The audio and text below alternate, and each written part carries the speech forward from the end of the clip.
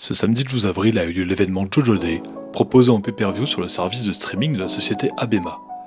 Diffusé avec un sous-titrage automatisé assez douteux, ce stream a pourtant été l'occasion de célébrer l'univers de JoJo à travers le monde. L'événement s'est ouvert sur une prestation live d'Hiroaki Tominaga qui nous a chanté Sonochi no Sadame, opening de la toute première saison de l'anime et chanson emblématique de la licence. S'en est suivi une interview des différents seiyuu incarnant les protagonistes, en direct pour ceux qui étaient présents sur scène et en différé pour les autres. Ces derniers ont notamment parlé de leur premier contact avec JoJo, la plupart d'entre eux évoquant alors des souvenirs de lecture de Weekly Shonen Jump dans leur adolescence. Après cela, on a pu assister à un petit quiz façon Qui veut gagner des millions, avec un questionnaire à choix multiples et des jokers comme le 50-50 ou le coup de téléphone à un ami. La première annonce importante du jour a été la révélation de la bande-annonce du prochain film live-action tiré du spin-off Kishiberan wa Uekanai, intitulé Jangeshitsu, ou en français Le Confessionnal, adapté du chapitre éponyme du manga, paru initialement en juillet 1997. L'adaptation s'annonce de belle facture, dans la lignée de ce qui nous a été proposé avec l'excellent Rohan au Louvre.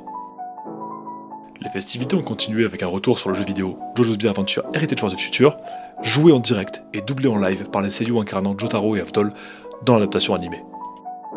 Un classement des scènes emblématiques de JoJo a ensuite été diffusé et commenté sur scène.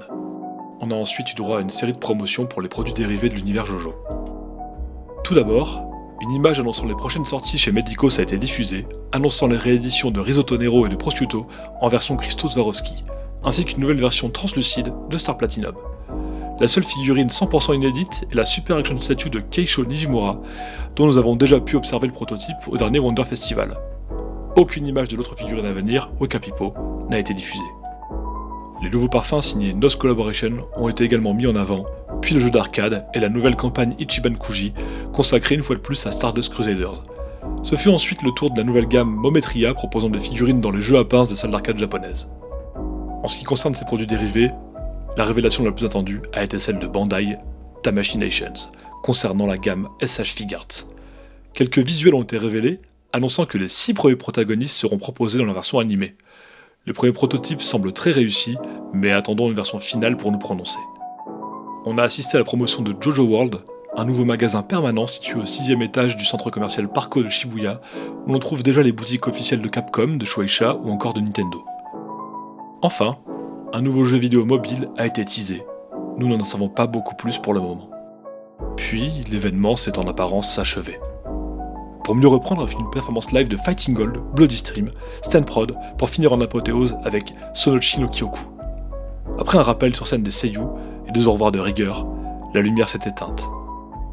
Pour nous révéler un teaser de l'anime Steel Ball Run, ainsi que l'ouverture du site jojocaravan.com, nous dévoilant une série d'expositions de dessins originaux du manga à travers le Japon pour la promotion de la série, qui auront lieu du 13 au 24 avril. Nous avons enfin une confirmation officielle de l'anime, bien que nous n'ayons pu en voir que des images fixes. Pour le moment, cela semble fidèle au manga et a l'air assez réussi. Espérons que nous en saurons plus dans les semaines à venir. Après l'événement, Medicos en a profité pour nous teaser 4 nouvelles figurines. Les Nendoroids de Jairo et de Johnny, accompagnés de leurs chevaux respectifs, Valkyrie et Slow Dancer, réalisés en collaboration avec Good Smile Company, et 2 Statue Legends représentant les mêmes personnages. Voilà pour cette journée riche en annonces. On se retrouve bientôt sur la chaîne, n'hésitez pas à me dire en commentaire ce que vous avez pensé de ce JoJo Day. À la prochaine.